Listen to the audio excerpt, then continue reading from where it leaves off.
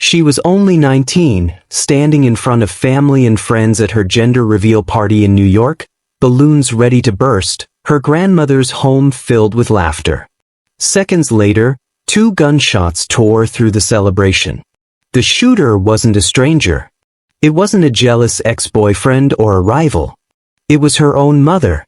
Witnesses froze as the young woman collapsed, blood soaking through her dress before the screams began. But this wasn't just a murder born out of sudden rage. Behind that trigger was a secret so twisted, it tied together a failing marriage, a father fighting cancer, a stepfather, and a forbidden relationship no one was supposed to uncover. And when the truth finally came out, it shocked even those who thought they knew this family best. In the early 2000s, Shireen and Paul Collier were raising their only child, Ariel, in New York. To outsiders, they appeared like many working black families in the city, navigating jobs, bills, and the challenges of holding a household together. Inside their home, however, strain was constant. Paul worked long hours and often worried about finances, while Shireen pressed him for more stability and attention. Arguments over money, responsibilities, and control became a normal part of daily life. Family friends and neighbors would later recall that shouting matches were not unusual. Ariel, still in school, grew up in that environment, old enough to understand the tension even if she couldn't intervene. She saw her parents clash over unpaid bills, over Paul's extended absences, and over Shireen's insistence on controlling decisions within the home. The conflict wore down any sense of unity the Colliers once had. The stress also showed in how they interacted outside the home. Paul avoided family gatherings with Shireen's relatives. Shireen, in turn, spoke openly about her frustrations to those close to her. Their differences widened into something irreconcilable. Ariel watched as both parents dug into their positions, with less and less room for reconciliation. As the years passed, the constant battles left the marriage fractured beyond repair. By the time Ariel reached 15, divorce was inevitable. Court filings reflected a relationship that had broken down through years of financial stress, accusations of neglect, and ongoing control struggles between husband and wife. When the divorce became final, Ariel was fully aware of what had unfolded. She had lived through the shouting, the separations, and the cold silences. Unlike younger children who might be shielded from such matters, Ariel was at an age where she understood the choices being made. She formed her own opinions about what had happened, and about which parent she felt closer to. The divorce marked the end of her parents' marriage, but it also marked the beginning of a new set of conflicts that would change the course of her life. After the divorce, Ariel Collier faced the difficult choice of where to live. She remained close to her father, Paul, who despite his financial limitations, provided her with the steady presence she had always relied on. But Shireen pressed hard, insisting that her daughter should stay with her. Family members would later recall that Shireen leaned on emotional arguments, presenting herself as the parent who could offer more opportunities and stability. Ultimately, Ariel followed her mother. Yet, those who knew her at the time described how her heart seemed to remain with Paul. She called him often, visited when she could, and spoke openly about how much she missed him. The physical move into her mother's custody did not erase the bond she had with her father. It was during this period that Shireen made a major life change. Almost immediately after the divorce, she moved in with Andrew Dillard. He was older, financially secure, and carried the kind of influence Shireen wanted for her new life. The speed of the transition was striking. Within months of ending her marriage to Paul, she was settled in Andrew's home, presenting him as a partner who could provide the lifestyle she sought. When Ariel Collier first settled into the home her mother shared with Andrew Dillard, the arrangement quickly became difficult. What was supposed to be a fresh start only highlighted the distance between mother and daughter. Shireen's strict rules, her tendency to control, and her constant criticism created an atmosphere that Ariel found stifling. There was no closeness between them, only arguments and cold silences that reinforced the divide that had grown over the years. The presence of Andrew Dillard did little to ease the situation. Instead, it made Ariel feel like an outsider in her mother's new life. Shireen enforced boundaries sharply, often demanding obedience while showing little understanding of her daughter's needs. Neighbors and relatives would later note that Ariel seemed uncomfortable in the household, rarely speaking about it in positive terms. The relationship between mother and daughter continued to deteriorate. Shireen's jealousy over Ariel's attachment to her father and her unwillingness to share attention only deepened the conflict. Arguments became more frequent, and the atmosphere at home grew tense. Faced with the strain, Ariel made the decision to leave. She turned to her maternal grandmother, Esther Givens, for support. Although Esther and Shireen had never been especially close, years of distance and unresolved disagreements had strained their relationship. Esther opened her door. She agreed to take Ariel in, offering her a place of refuge away from the constant battles in her mother's home. This move marked a turning point. By choosing to live with her grandmother, Ariel placed herself in an environment where she felt more accepted, even if the ties between her mother and grandmother remained uneasy. Esther's willingness to provide a safe haven gave Ariel the stability she had been searching for, though it also set the stage for deeper family tensions to resurface later. Not long after the divorce, Paul Collier received news that would alter the course of his life. Doctors diagnosed him with non-Hodgkin's lymphoma, a form of cancer that required ongoing chemotherapy and specialized medication. The treatment schedule was demanding, and the costs quickly became overwhelming. Paul had worked steadily for years, but by the time of his diagnosis, the savings he had were quickly drained. Hospital bills piled up, and the steady income he once relied on was no longer enough to meet both his living expenses and the expenses of aggressive treatment. Friends who had once been around slowly distanced themselves, leaving him with only his elderly mother for support. She did what she could, but her own limited means made it impossible to cover the kind of expenses required. The diagnosis and the financial strain left Paul in a vulnerable position. It also pulled Ariel closer into his struggles. Even though she was living with her grandmother by then, her attachment to her father never wavered. When she learned the full extent of his illness, she was determined to help. Ariel was only a teenager, but she took on small jobs to contribute to his care. She worked after school and on weekends, sending what money she could to her father. Family members later recalled how she spoke about making sure he had enough for his treatments, despite the fact that her own resources were limited. It was an unusual burden for someone her age, but she accepted it without hesitation. For Paul, his daughter's support became one of the few constants in a period defined by loss. Loss of health, of financial stability, and of the circle of friends who had once surrounded him.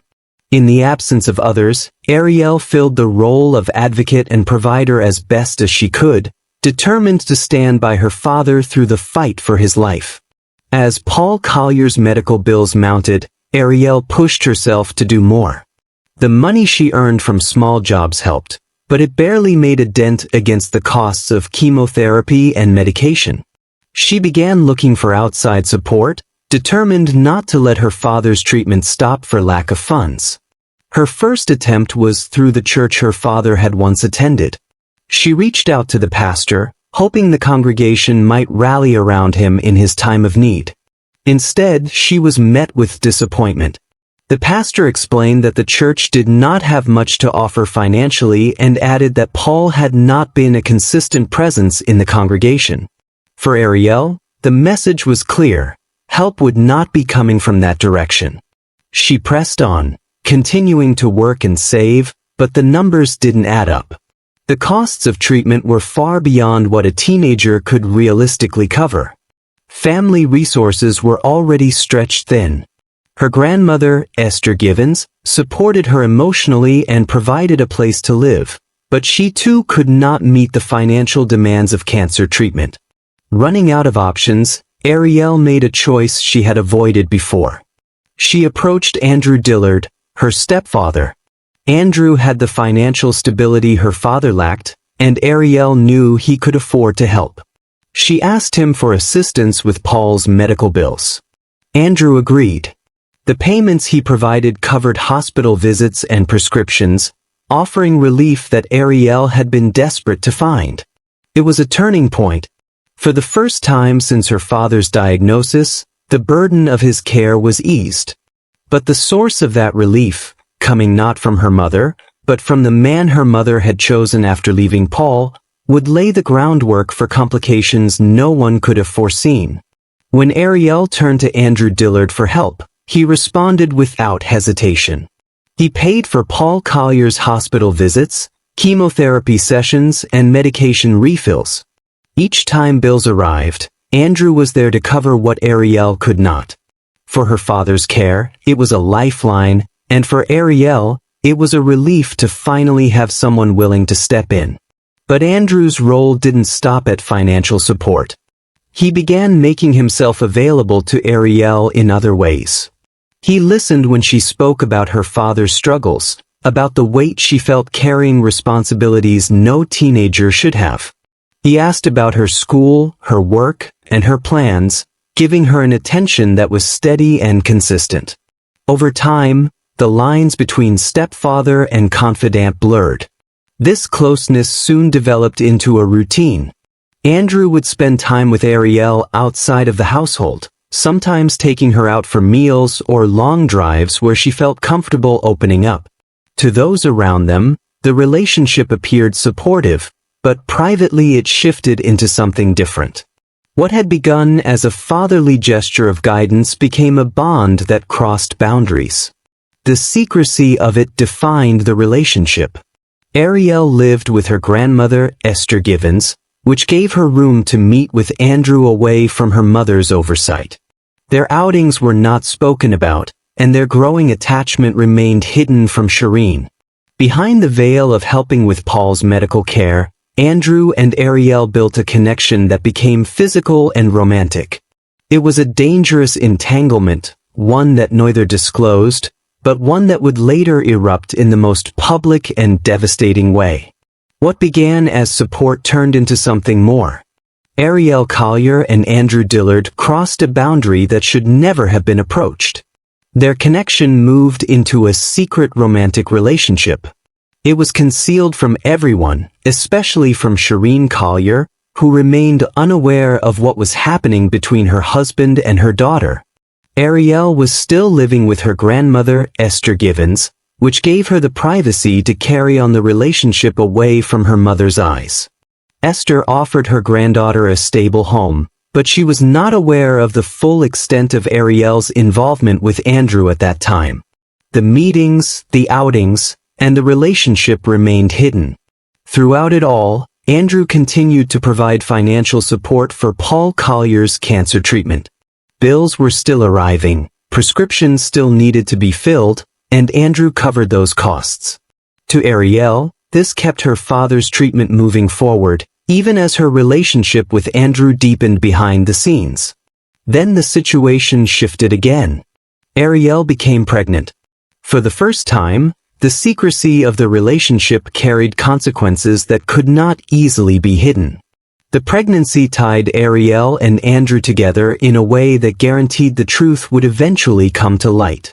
When Ariel Collier revealed to Andrew Dillard that she was pregnant, his response was immediate. He pressed her to end it. According to those later questioned in the investigation, Andrew urged her to quietly terminate the pregnancy before it became known.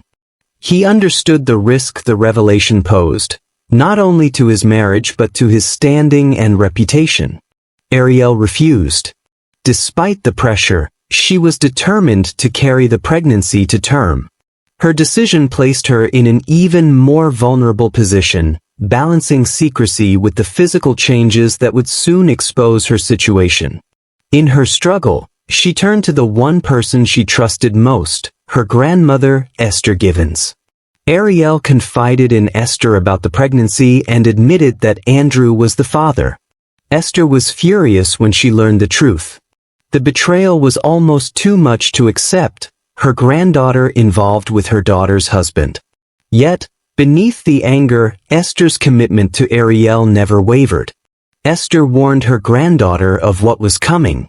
She made it clear that Shireen Collier would not take the news lightly and that the fallout would be severe. But despite her disappointment, Esther chose to stand by Ariel. She showed her love and support, giving Ariel the reassurance that she would not face the situation alone. With the pregnancy advancing, the decision was made to host a gender reveal party at Esther's home. It would be a celebration for Ariel, a moment of joy amid the storm surrounding her. But behind the decorations and preparations, the weight of the secret loomed, one that could not be contained much longer. As Ariel Collier's pregnancy advanced, the changes could no longer be hidden. Her growing belly drew questions, most of them from her mother. Shireen Collier repeatedly pressed her daughter to identify the father. Each time, Ariel avoided giving a clear answer, insisting that it would be known in due time. The evasions only heightened Shireen's suspicion and frustration. Esther Givens, watching the situation unfold from inside her own home, grew increasingly uneasy. She had already been told the truth by Ariel, and the knowledge weighed heavily on her. The closer the pregnancy came to being undeniable, the more Esther worried about the inevitable confrontation. Unable to keep the secret any longer, Esther finally broke her silence. She told her daughter directly, Andrew Dillard, Shireen's husband, was the father of Ariel's unborn child. The disclosure shattered what little trust remained between mother and grandmother. Shireen's reaction was immediate and explosive. Rage overtook her, and she confronted Andrew head-on. In that moment, Andrew did not attempt to deny the truth. According to later statements, he admitted the relationship and acknowledged responsibility for the pregnancy. His admission left him visibly broken and ashamed, but the damage was irreversible. Shireen now knew the full extent of the betrayal, her husband and her only daughter bound together by a secret that had crossed every line. After learning the truth, Shireen Collier's behavior changed sharply. Those around her began to notice signs of rage and jealousy that consumed her in the weeks that followed. The revelation about her husband and her daughter left her unmoored, and her reaction was increasingly volatile. She began accusing Andrew Dillard of withdrawing from her. Where once he had directed his attention toward her, now his focus was split, and she sensed it. His attempts to distance himself only deepened her suspicions. Friends and relatives later described how Shireen's moods swung wildly, calm one moment, furious the next. Alcohol became a regular outlet, and her outbursts grew sharper and harder to control. The closer the gender reveal party came, the more unstable Shireen appeared. In conversations leading up to the event, she lashed out, issuing threats that alarmed those who heard them. One statement in particular would later be repeated in witness accounts, "No one embarrasses me." It was a warning that captured the depth of her anger and the lengths she was willing to go. On the morning of the party, her actions escalated beyond words. While inside the home she shared with Andrew, she retrieved his handgun. The weapon, legally purchased and kept in their residence, was taken without his knowledge. With it in her possession, Shireen left the house, carrying out a decision that would alter the family forever. On the day of the celebration, family and friends gathered at the home of Esther Givens. Balloons lined the yard, food was laid out, and music played softly as people waited for the moment everyone had come for, the reveal of Ariel Collier's baby's gender. Despite the family tensions that lingered behind the scenes, the atmosphere at Esther's home was one of joy. Guests chatted, children laughed, and Ariel stood at the center of it all, ready to announce the news. The moment came, and Ariel prepared to step forward. But before she could, the sound of the front door forced everyone's attention to the entryway. Shireen Collier stormed inside. Witnesses later said there was no hesitation, no pause. In front of the gathered family and friends, Shireen raised a handgun and fired twice, striking her 19-year-old daughter in the chest. The room erupted into chaos. Guests screamed and scattered, running in all directions. Some dove for cover while others rushed toward the exit. Esther screamed in horror as she watched her granddaughter collapse to the floor, blood spreading across her dress. The balloons and decorations that had marked a celebration became part of a crime scene within seconds. Shireen showed no reaction to the panic around her. She turned, walked out calmly, and got into her car. Without looking back, she drove away. Moments later, Andrew Dillard arrived. By then, the scene was already frantic. He rushed to Ariel's side, but it was too late. The gunshots had been fatal. In a matter of seconds, the joy of the gathering had turned into a tragedy no one present would ever forget. The moments after Ariel Collier was shot were frantic. Esther Givens, her hands shaking, was the one who placed the 911 call. Witnesses described her voice breaking as she pleaded for help, repeating her granddaughter's name over and over.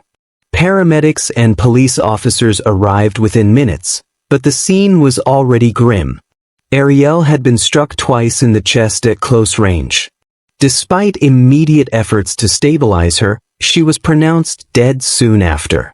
The balloons, the food, and the decorations remained scattered across Esther's home, frozen in place as investigators marked bloodstains and shell casings. What had been prepared as a celebration became an active crime scene. Police quickly identified Shireen Collier as the suspect. Witnesses at the party named her immediately, and the grandmother confirmed what had happened. Officers drove to Shireen's residence that same evening.